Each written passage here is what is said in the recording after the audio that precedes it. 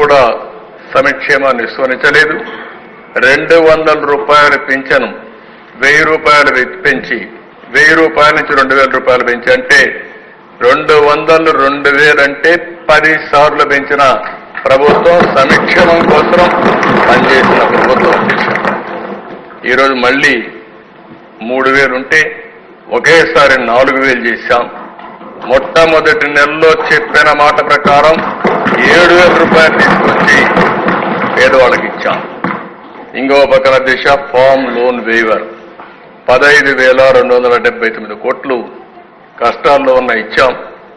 ఇంకో పక్కన ఎంప్లాయీస్ కూడా 43% ఫిట్మెంట్ ఛార్జెస్ ఇచ్చాం. తెలంగాణలో ఏదైతే ఇచ్చారో ఆ 5 సంవత్సరాలు మీరు ఒకసారి ఆలోచిస్తే తెలంగాణ ఆదాయం ఎక్కువ ఉన్నా ఇక్కడ కూడా ఏమాత్రం కూడా తక్కువ చేయకూడదనే ఉద్దేశంతో సంక్షేమం కానీ అభివృద్ధి కానీ ఇంకా అన్ని కార్యక్రమాల్లో మనం ముందుకు పోయే పరిస్థితి వచ్చాం. స్కాలర్షిప్లు అయితే ఒక 20 లక్షల మంది స్టూడెంట్స్కి ఇచ్చాం. తల్లి బిడ్డ ఎక్స్ప్రెస్ తీసుకొచ్చాం. ఏదైతే సెల్ఫ్ హెల్ప్ గ్రూప్స్ డాక్రా సంఘాలు ఉన్నాయో వాళ్ళ ఆదాయం 36,000 ఉంటే 24,670 రూపాయలు తలసరి ఆదాయం వచ్చే పరిస్థితి తీసుకొచ్చాం. ఇంకో పక్కన దిశ అన్ని విషయాలు ఏదైతే కొంత క్యాంపెయిన్ మోడ్లో వెళ్ళాం. బడి పిలుస్తోంది, పేదరికంపై గెలుపు, ఆరోగ్యం, పరిశుభ్రం, నీరు చెట్టు, పొలం పిలుస్తోంది, ఇలాంటి అనేక కార్యక్రమాలు తీసుకొని మనం ముందుకు పోయి సంక్షేమ కార్యక్రమాలకి ఎన్ని ఇబ్బందులున్నా 34% బడ్జెట్లో సంక్షేమానికి ఖర్చు పెట్టాం.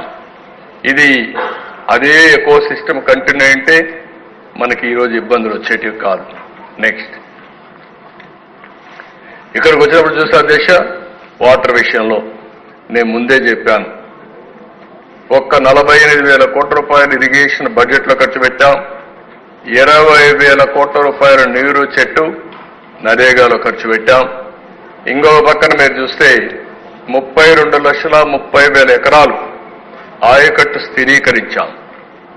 42,280 ట్యాంకుల్ని అభివృద్ధి చేశాం. 11,30,000 ఎకరాలు కొత్త ఆయకట్టు తీసుకొచ్చాం.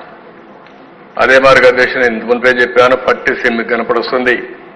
ఇప్పుడు కూడా నీళ్లైతే గలగలలాడుతూ వస్తున్నాయి. కృష్ణమ్మకు, గోదావరి నుంచి కృష్ణమ్మకు 2 నదులు అనుసంధానం చేసింది. మొట్టమొదట నదుల అనుసంధానం జరిగింది ఈ రాష్ట్రంలో జరిగింది.